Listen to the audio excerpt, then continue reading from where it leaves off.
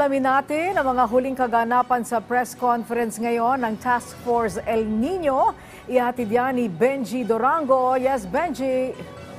Angelic, tuloy-tuloy nga itong isinasagawang press conference dito yan sa Office of Civil Defense sa Camp Aguinaldo, kung saan naririto ang mga opisyal ng iba't ibang mga agencies para talakayin itong ginagawa ng gobyerno para sa pagharap natin dito sa krisis nga ng El Nino. Sinabi niya DOST Secretary Renato Celidum, extended ang El Nino na inaasahan natin na sana'y matatapos ngayong buwan ng Mayo, mga second half ng buwan ng Mayo, pero may extend ito at inaasahan nga nila na sa Hunyo pababa ang temperatura dito sa ating bansa. Bago pumasok naman ang tag-ulan, kung saan inaasahan nila na 10 hanggang 13 bagyo ang maaari nating maranasan ngayong taong ito at maaari pang madagdagan kapag pumasok naman itong La Nina sa last quarter ng taon. Samantala, ginigit naman ni DOH Secretary Teodoro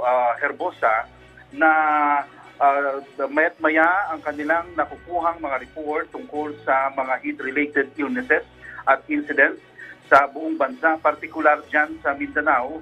Bagamat hindi daw reportable itong mga heat-related incidents, pero sila ay nakamonitor pa rin at nagbibilang pa rin ng maaaring maging aberya ng ating mga kababayan tulad ng mga sakit, mga karamdaman dahil nga dito sa matinding init na ating nararanasan. May mga reported din na 6 na namatay dulot naman ng heat exhaustion, pero ito ay questionable pa, iniimbestigahan pa nila kung totoo nga na ito ay dahil sa matinding init sa ating bansa. Pero hindi na preventable ito at sinasabi ng DOH na dapat kung tayo lalabas ng bahay, ugaliin natin magdala ng payong, dapat magsuot ng mga maluluwag na damit.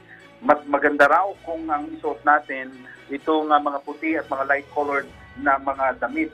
At ugaliin natin lumilin para hindi tayo direktang tinatamaan ng init ng araw at kung maaari, mag-stay tayo sa loob ng mga air-conditioned na mga lugar at mag-rehydrate, uminom ng tubig palagi. Samantala, ang DNR Water Resources Management Office naman na Angelic, sinasabi nila na may mga nare-receive na silang mga report ng kakulangan ng tubig sa iba't ibang probinsya sa ating bansa, partikular na sa Ilocos, dyan sa may Bulacan, sa Palawan at sa Buanga City. Bumabaraw ang level ng tubig sa kanilang mga deep well, pero sinasabi nila na sapat pa rin ito sa kanilang pangangailangan.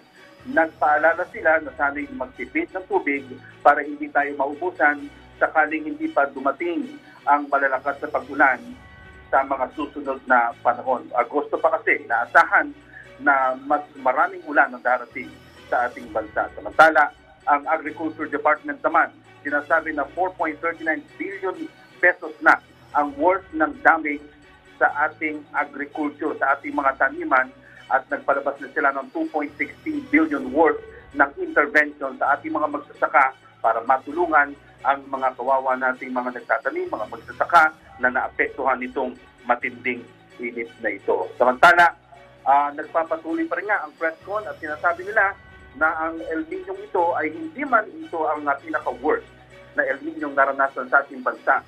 Pero dahil na rin sa ating mga paghahanda kung bakit hindi natin naranasan ang matinding epekto ng tag-init dito sa bansang ito, sa ating bansa, ngayong 2024 El Nino. Angelic?